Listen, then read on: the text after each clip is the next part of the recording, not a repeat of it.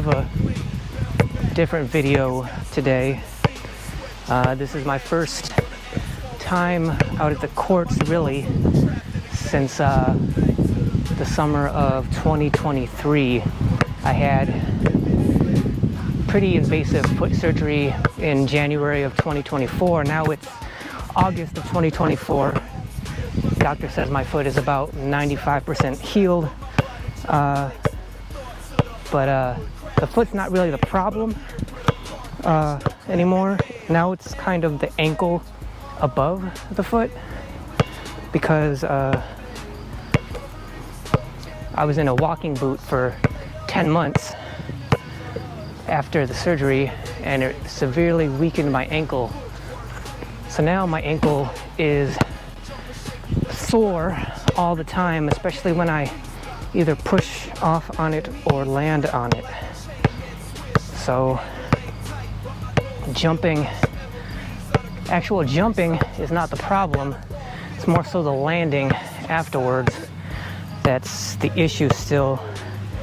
I don't know, it feels like a combination of my ankle being weak and I don't know, it's almost feels like some kind of injury at the same time.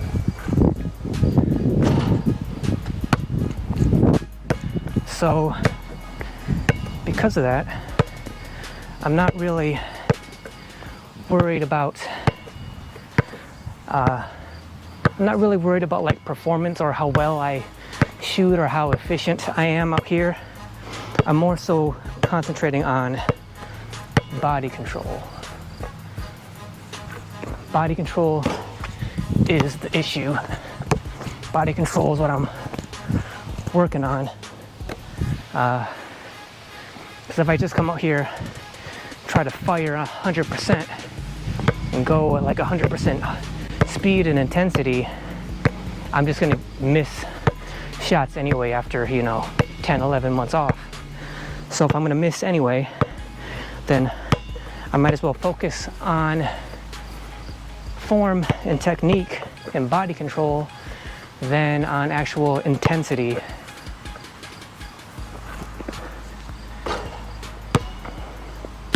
The problem is trying to do this and simulate game competition, like in intensity, because it doesn't really do a whole lot of good if you're not actually sort of trying to replicate what would happen in an actual game. The problem is it's hard to do that and focus on body control at the same time.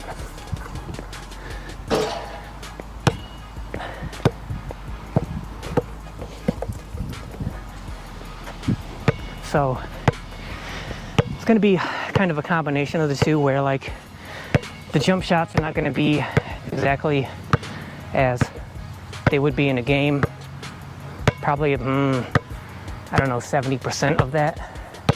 Everything is going to be probably at the max. It'll be 70% of what I would usually do out here if I were actually trying to improve and get better and for like a permanent state. But like, I'm not really worried about that. So I'm just worried about kind of focusing on my ankle and trying to like make sure I strengthen it at the same time when I'm using it, while not creating bad habits. One of the things that led to my ankle being the way it is because when I got the walking boot off, my gait of my walk was a different, like for my left foot, instead of like rolling down when I stepped, it was almost like planting your foot flat. So like my foot would like slap the ground instead of rolling on it. And I did that for a few weeks just because there was pain there, and I didn't want to push it, even though I should have been trying to get back to a normal gait. So that slowed down my progress. And then I went through physical therapy. I did that for like a month, and it helped a lot. It helped a lot more than I thought it would. I've never gone through physical therapy. I've never had any kind of surgery before at all, and it did help, but now that I'm back up on the court, I can definitely still feel that there's a lot of work to be done to get it back to where it needs to be. I'm guessing it probably won't feel normal until like hopefully spring next year. I'm hoping over this coming fall and winter it'll continue to heal, and then when I come back out here in spring, it'll be back to at least pain-free, and then I can work on like flexibility and mobility even more, and really focus on getting my foot back to being able to flex and move and land mostly how I usually want it to land and react to being on the ground. I said many times on this channel that like my philosophy has always been basketball starts from the ground up when you're talking about actual moves and abilities.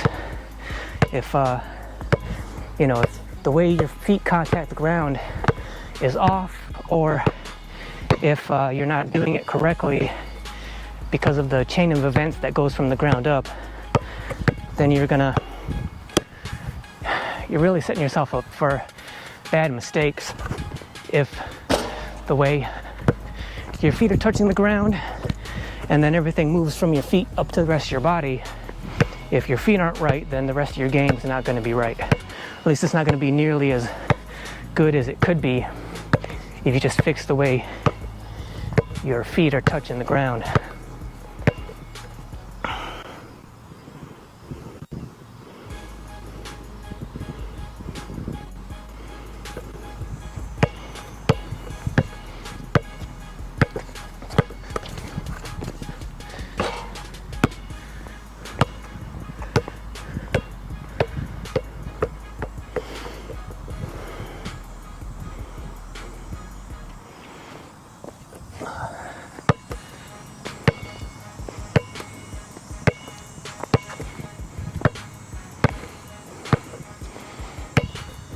So as an old man, as someone who's retired, trying to envision like, okay, if I were still active out here, how would my game be? If my body was the way it is right now, being slow and old and all the wear and tear I have and all my arthritis and all that, if I were to try to come out here and make an actual go of it, or like I'll be out here every week or a few times a week and actually trying to compete with people who are half my age, what would be my optimal strategy for trying to, be the best I can, to compete the best I could?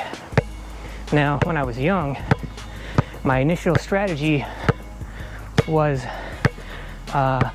because I was never much of a shooter, as you can clearly see, I always wanted to try to get to the basket, because I did have pretty good dribbles and handles when I was a teenager. I was pretty light on my feet and pretty agile, so like crossovers and being able to cross people over and get to the basket was my bread and butter when it came to scoring. But now, being old, I obviously can't do that. I don't have the speed, the explosion, the first step to get around people. I'm sure occasionally I could, in terms of if I really relentlessly practiced my crossover and made it believable for whatever move I make. I guess I could occasionally count on faking people out to be able to get around them, but that's not reliable enough for me. And the practice for me that would go into that, it seems like it would be so meticulous. It's not even really something I'd want to spend day after day, hour after hour doing. I mean, potentially, but I'd have to like test out my crossover abilities in games and competition to see how it worked, and then if it didn't really pan out for me, which I would guess that it probably wouldn't, I would not continue to pursue it. I'd probably change my strategy. So when it comes to being old now, old guys are notorious for being 3 and D guys, and I'm okay with that. I'm okay with the 3-point, though I'm not much of a 3-point shooter. I'd probably take a couple dribbles in, a couple steps in, and shoot more mid-range because I'm more comfortable with that. Problem is, I would much rather shoot a set shot than shooting off the move. Especially as old as I am now, I wouldn't want to. It's hard for me to control my body. First of all, it's hard enough to accelerate just from dribbling to get to a spot in the first place. It's hard enough to accelerate, but then to have to stop immediately and pull up for a good quality jump shot is difficult enough. Something that I can do, and probably something that I should incorporate into my strategy, but again, I don't think my body is capable of that being my go-to move. I think it would be smarter for me to go ahead and try to become a set 3-point shooter. That would definitely be smarter and more appropriate.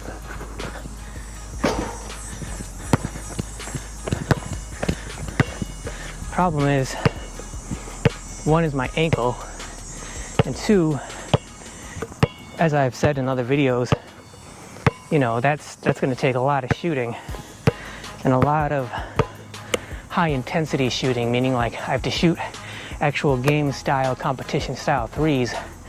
And when you're young, that doesn't sound like much, but when you're old, shooting, absolutely as hard as you can every time, just that one shot right there, that was maybe 80% of how I would shoot, and that was I could just feel energy leaving my body as I did that. So to become a 3-point shooter, shooting game style 3-pointers for however many shots would be optimal for me. It's just not a good look. The truth of the matter is, that strategy, all of that's hypothetical, because I'm not going to be out here. I'm not going to be trying to practice or play or get into competition shape. There's no point in that. I could maybe sustain for a game, maybe for a day if I were, one whole day of basketball, if I were to get myself into optimal shape, but I couldn't do it week after week after week. That would not be, that seems impossible for me. Maybe if you're older, you see guys on IG or whatever, old guys who are balling out crazy style, and they're in their 50s, 60s or whatever. I'm assuming they don't have any kind of injury or any kind of major arthritis, but seeing as I do, I don't see how I could maintain a high level week after week after week. Maybe 1 week on and 1 week off, maybe. But it's hard to imagine being able to come out here and play at a good high quality level in terms of my body feeling good every single week, let alone multiple times a week.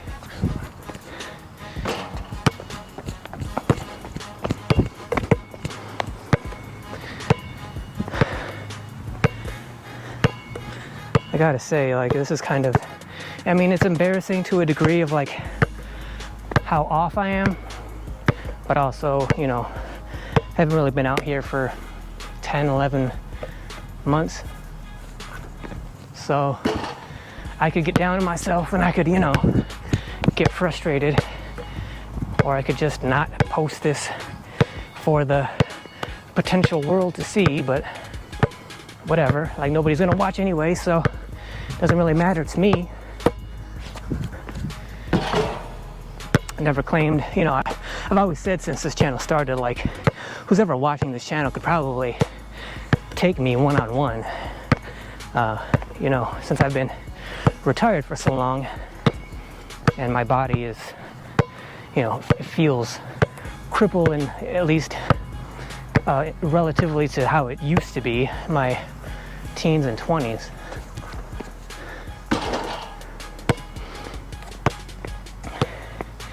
I would say today shooting like this is more of like a mental kind of practice, especially when talking about focusing on body control. This is more of a mental practice. It's like, okay, if I can make shots going at a 60 to 70-ish percentage intensity, then if I can at least make some shots here and there, then that's kind of good enough for me.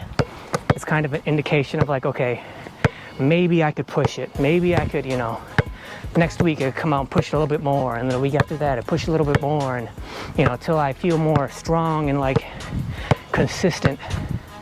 But yeah, when I airball, or if I break, or whatever, to me it's like, yeah, that sucks, and you get the kind of pang of like, I wish, like you get frustrated with yourself. It's because I've done it for so long, I feel like I'm able to forgive myself. It's just difficult at the same time, because when you push for so long to be the best you can, and when you're doing that, every miss feels like it's going to kill you, because you make whatever mistakes in the process of doing it. You feel like, oh man, unnecessary mistake made. You get angry and frustrated with yourself. I could do that now, but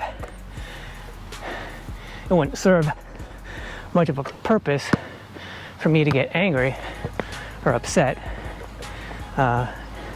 especially because I have understandable circumstances.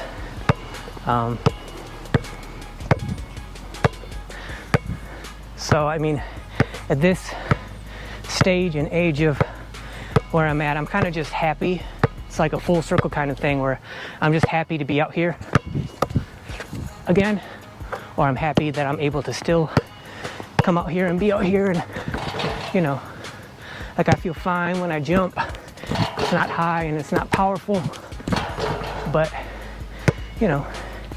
gets the ball in the basket for me, and that's still the funnest part of basketball in general. Getting the ball in the basket and kind of seeing that and know that you kind of earned it.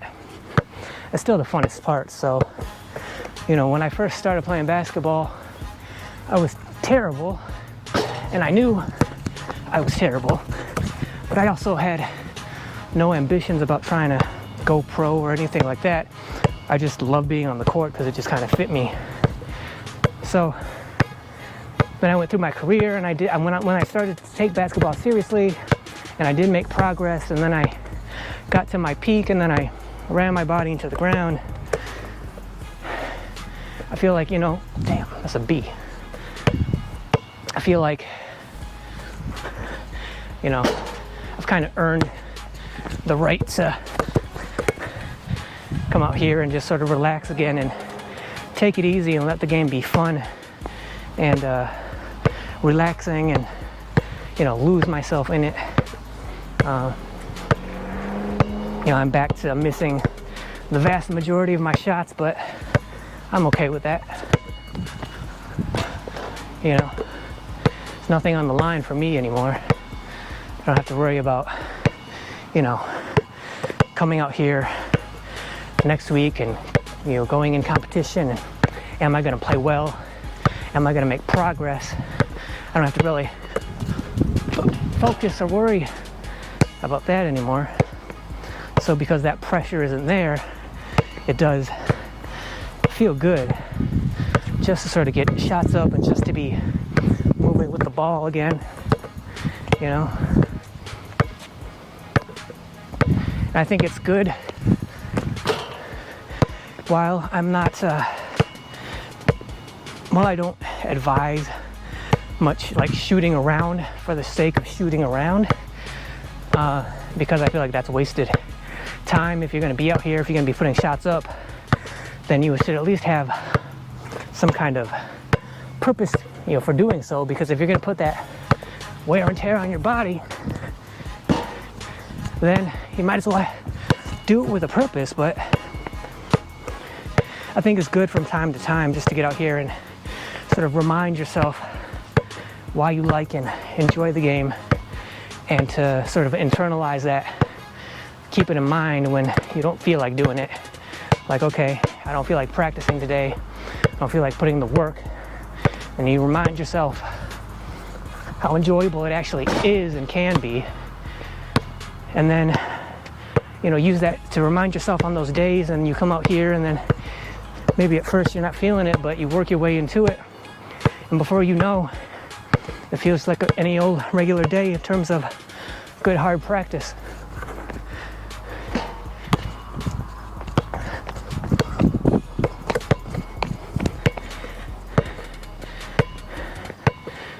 So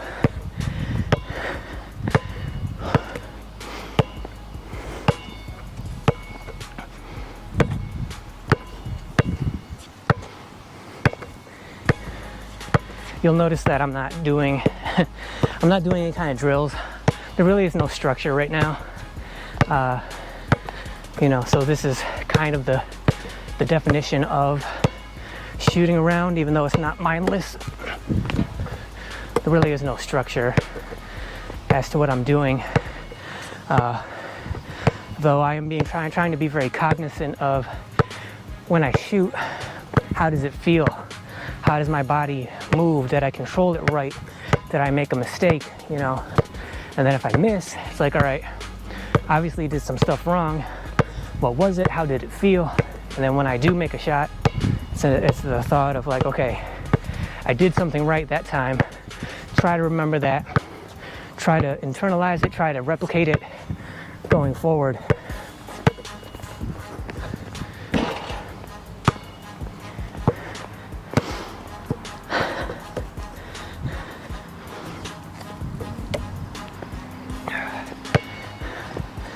So I think it's good, you know, occasionally, maybe once or twice a month, to have days like this where you really sort of, you do this just for your mental health in terms of basketball, just so you feel good, you remember why you love the game, and you use it as fuel in the future to come out here when you don't feel like it.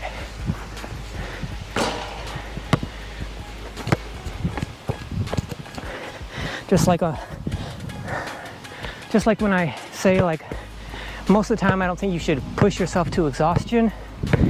You know, you should push yourself until you start to feel exhaustion, and then you should back away for that day. I think there's like maybe once a month, you should really come out here and push it. Really go as hard as you can. Really exhaust yourself and empty your tank, just so you get to know what's in your tank, what you have in there, how far you can go, how hard you can push, how long you can push it. You know, it's good to gauge that about once a month. At the same time, for balance, it's good to come out here and go a little bit easier and make it about fun and relaxation, and, you know, kind of being able to center yourself and remember about why you love this and why you put in so much work, you know, all the other days of the month. I think it's good to have both extremes, both exhaustion and both taking it easy once or twice a month, to really help you balance out your game.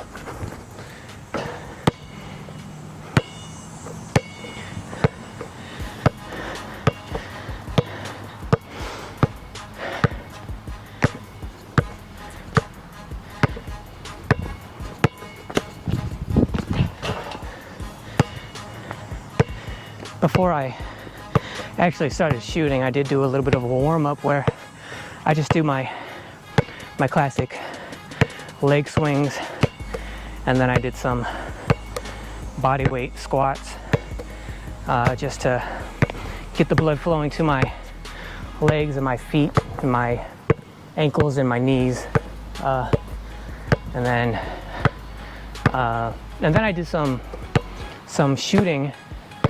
It was like kind of a little bit of layup drills and then a little bit of shooting without the ball, which I'm a huge believer in, a huge proponent of getting shots up and practicing without the ball, especially when your body is out of shape and you're trying to kind of wake it back up and try to get it back into the swing of things. I think it's good to come out here and get your body used to basketball movement without the ball before you get the ball in your hands.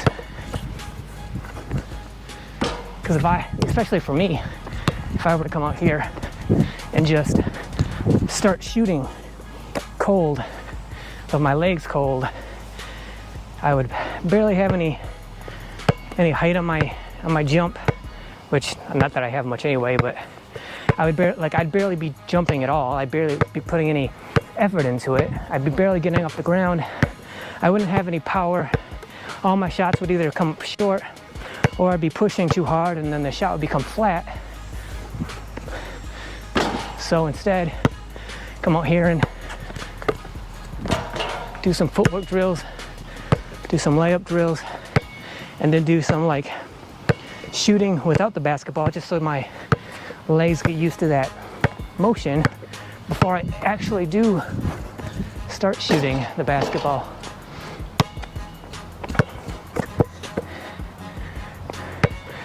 Good thing with this video is at least I'm not going to have to do any kind of editing. It's just one long uncut video of me demonstrating how much I don't have it anymore. But like, you know, I think the cliche of like those who can do and those who can't teach, I think that's, even though it's a cliche, I do think it is, do think it's rather appropriate and can be very true. It definitely applies in my situation.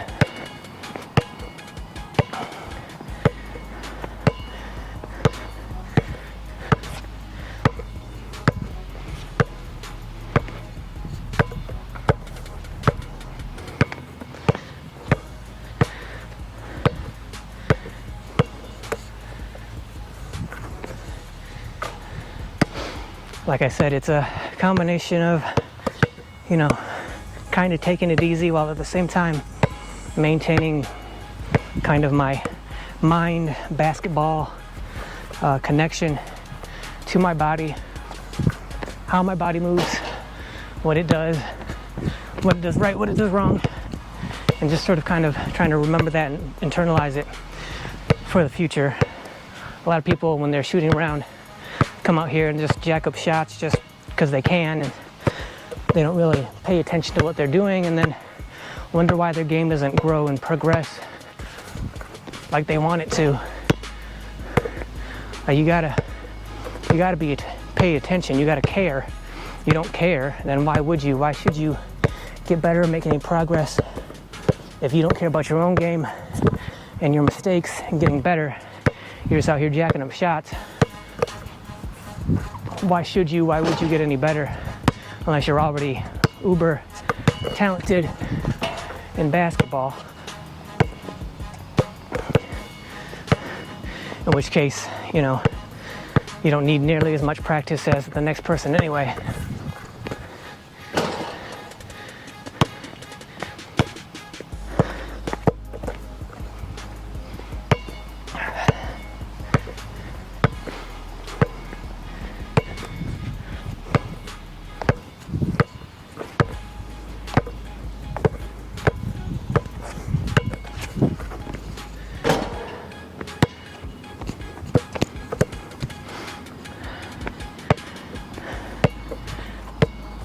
I don't even know if this is a thing.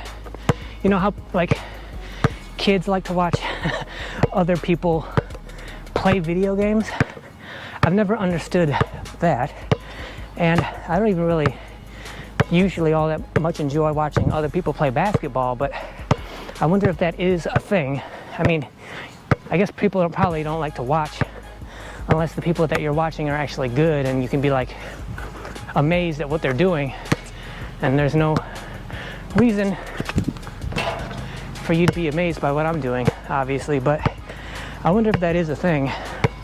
People, you know, street basketball players like watching other street basketball players play. I'm the kind of person where, like, I would so much rather be doing what I'm watching than just to be watching, which is why I didn't really start watching the NBA until I was a teenager, when I started to take basketball seriously, because it's like I would just rather be on the court by myself instead of watching whoever play. Even though they're the best in the world, I'd still rather be out here myself.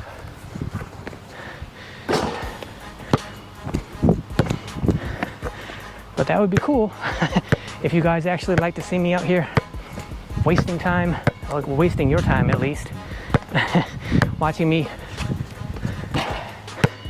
miss and babble on. It's weird. All the videos on this channel, the views that I get from, you know, I'll be in the store checking out basketballs, looking to see what new basketballs are in stock, and those videos get views even though I'm not even doing anything. I'm not even buying a basketball. I'm just in the store checking them out, and people like to watch that. So doesn't it seem like you'd like to watch actual basketball taking place? Even though this isn't actual basketball, it's just me shooting around and missing most of the time. But oh shoot.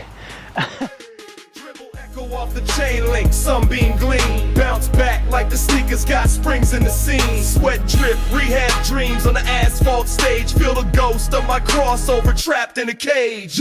Back to the basics, brick by brick. Footwork clean, every pivot slick.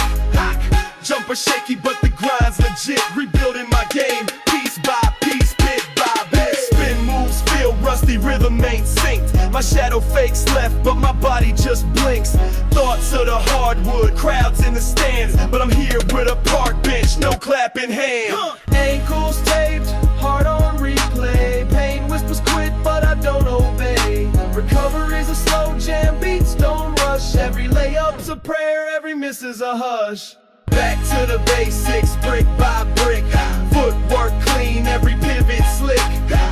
Jumper shaky, but the grind's legit. Rebuilding my game, piece by piece, bit by bit. Knees creak like the chain net swish. Handle ain't tight, but my goals still wish. Memories of the court, pre-surgery stride. Now the ball feels foreign, like it switched sides.